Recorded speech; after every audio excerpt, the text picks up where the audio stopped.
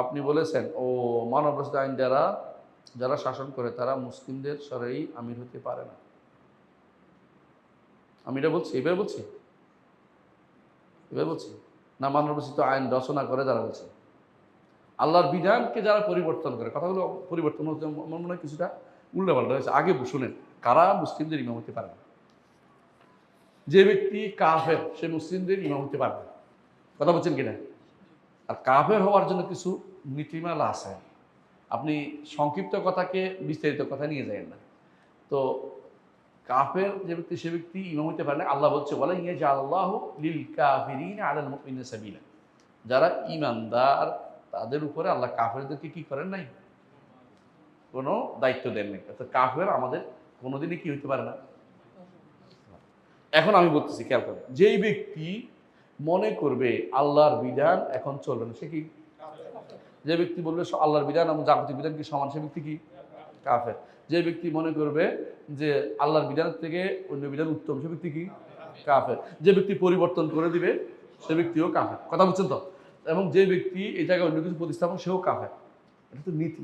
এরা আমাদের কি হইতে পারবে না, শাসক হতে পারবে। যারা মনে করে যে বর্তমানে ইসলামী বিধান দিয়ে চলবে না, ইসলাম শরিয়া চলবে না, এখন গণতন্ত্র সমাজতন্ত্র চালাতে হবে, তারাও কাফের। এটা হচ্ছে আম নীতি, কথা বুঝছেন কিনা? ব্যক্তিগতভাবে অমুককে আমি কাফের বলি না, এটা লোক ওটা লাগাই দিবেন না যে আমি তো এটা আমি তো আম কথাই বলছি, ব্যাপক কথা বলছি। কিন্তু কেউ কাফের হয় না কোনো কারণ থাকতে পারে কাউকে, কিন্তু সে কাফের তো হয়ে গেছে, হয়তো আমি বলতে পারিনি, এমনও হইতে পারে। আবার আমি যখন কাফের বলতে হবে, ব্যক্তিকে নির্ধারিত করে কাউকে কাফের বলবো, তখন আমাকে দিতে হবে, ডকুমেন্টারি দিতে হবে যে কেন বলছে, এবং তাকে এটার দ্বিতীয় কাজ করতে হবে যে ডকুমেন্টে তার বাধা আছে কিনা দেখতে হবে। তবে আমাদের দেশের জায়গাতে আমি অনেককেই বাধা পাই না, যে বাধাগুলি আছে 6টা, তাই না? কি কি? না জানা, 2 নম্বর হচ্ছে বলে বলছে, 3 নম্বর হচ্ছে জোর করে কেউ তারা করাইছে, 4 নম্বর হচ্ছে সে অন্ধ অনুসরণ করে করছে, 5 নম্বর হচ্ছে সে তাউইল করে করছে, মানে অপব্যাখ্যা করে করছে, 7 নম্বর অপারগ করতে পারে না বলে করছে।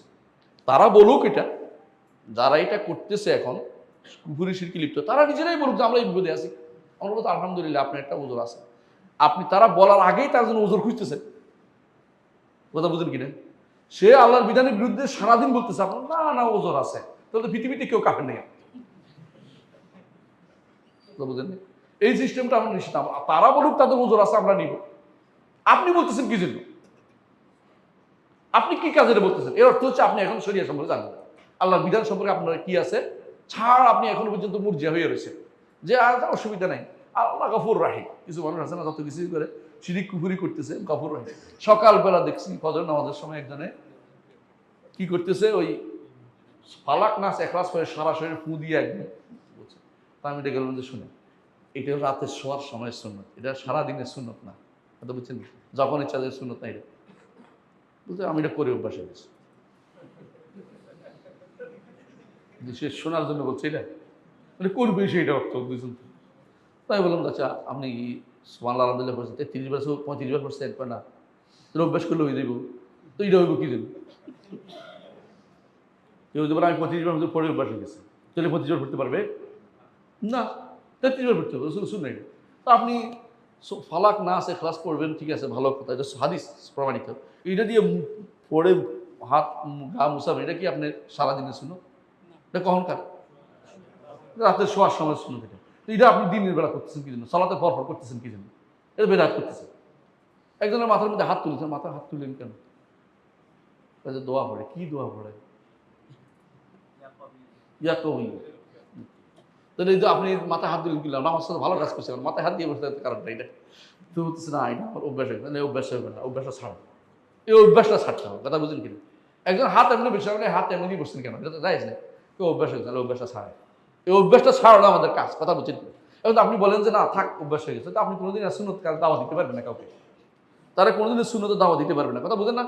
এরা বলুক যে আমার সমস্যাটা কি, যারা আল্লাহর বিধানের বিরুদ্ধে চলতেছে, বিভিন্ন রকমের তন্ত্র মন্ত্র আইনে দেশ চালাচ্ছে, ওরা নিজেরাই বলুক আমাদের এই সমস্যা আছে, আমরা মেনে নেবো বাবরের সমস্যা আছে, কারণ আল্লাহর ছেড়ে দিব চাচ্ছে নাকিলু সারা এরহম আর আল্লাহ, তাদের গোপন কথা ইসলামের কথাই এটা যে সারায়ের গোপন কথা আল্লাহর বুঝিয়ে দিব। প্রকাশ্যে আমাকে বলছে যে আমার ওজোর আছে, আমার এই সমস্যা মেনে নিব, কিন্তু প্রকাশ্যে বলতেছে আমরা শরিয়া মানি না, তারপর আপনি বলেন যে তার ওজোর আছে। আপনি কত বড় জালেম! আপনি জুলুম কার উপর করছেন? আল্লাহ শরীয়তের উপর জুলুম করতেছেন, আল্লাহর বিধানের বিরুদ্ধে জুলুম করতেছেন। আপনার দ্বারা ইসলামের কোনো উপকার কোনদিন হবে?